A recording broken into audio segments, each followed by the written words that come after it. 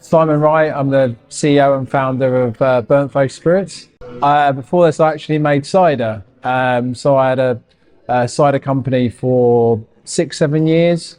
That was fortunately acquired by Brewdog in 2018.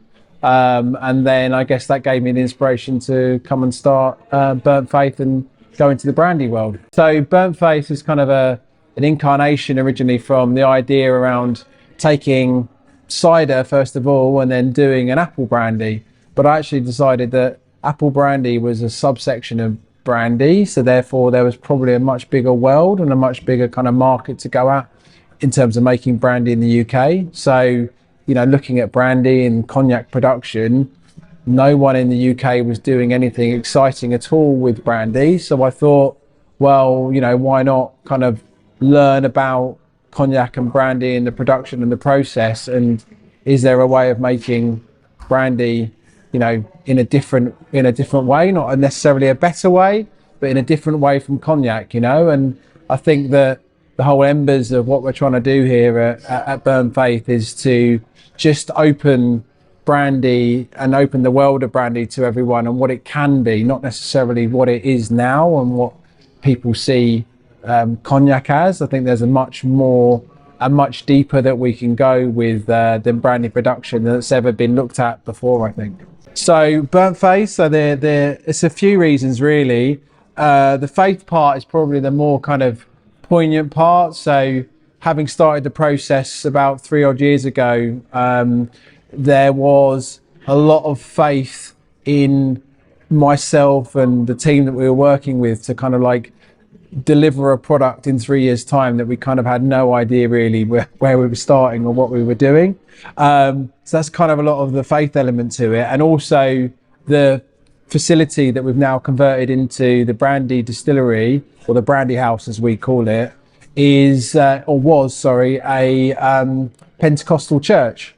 So we kind of feel the theme of faith flows through the whole product. And then the burnt element to it, the official name for brandy means burnt wine.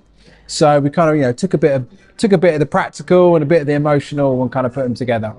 Wherever you have established wine kind of markets and growers and vineyards, you've got brandy production. So France, obviously, the US, Italy, those kind of places. And then I think probably the emergence of the UK wine scene in the last kind of 5 to 10 years is kind of meant, I think there's a degree of credibility that actually when you come to making an offshoot of wine, which is brandy, that there was an opportunity there. But I must admit, I was amazed that nobody had really looked at brandy as like a serious category to try and kind of do something with in the UK up to now. So, like anything, if I see perhaps a little kind of glint of light there, I'm gonna go for it. I'm gonna reach for it. So, let's see how it turns out.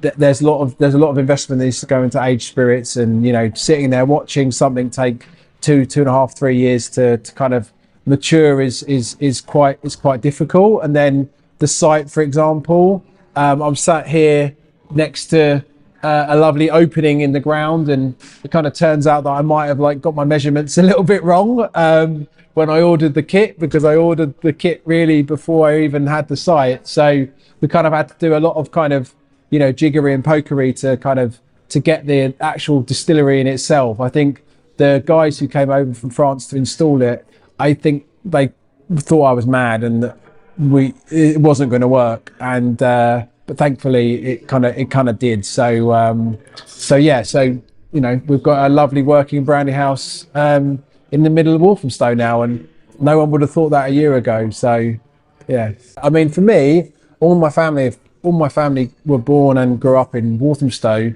Believe it or not, they were actually too poor to stay here 15, 20, 30 years ago. So we moved out, and it's amazing to come back to the area, right? And the area is just evolving and changing all the time.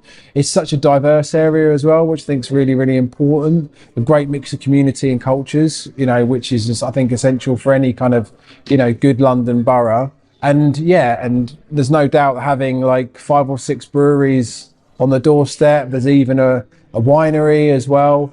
it just means, I guess, that whole kind of culture and appreciation for good alcohol and good production, exists here. So it kind of felt like a natural place, really.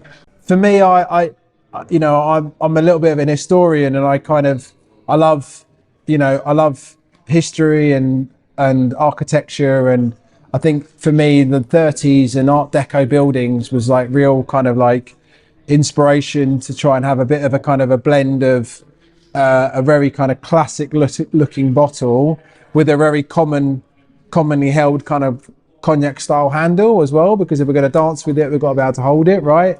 So there's a bit of a blend of having that, but obviously with quite a modern kind of look and feel to the final kind of label design. So yeah, we're happy where we ended up with. For me, that's two serves. The straight easy one is with ginger ale. That's easy. Obviously, anyone could do that. And then I wasn't much of a cocktail maker before, but the Negroni, to me, substitute that out for brandy. To me, that's the one. So hopefully you guys have enjoyed it as well. So for us, we've got batch one, which is out now, but there's a lot of, which you can come here and learn about. There's a lot of kind of single casks that we're looking at, a lot of kind of individual wine distillations that we're looking at.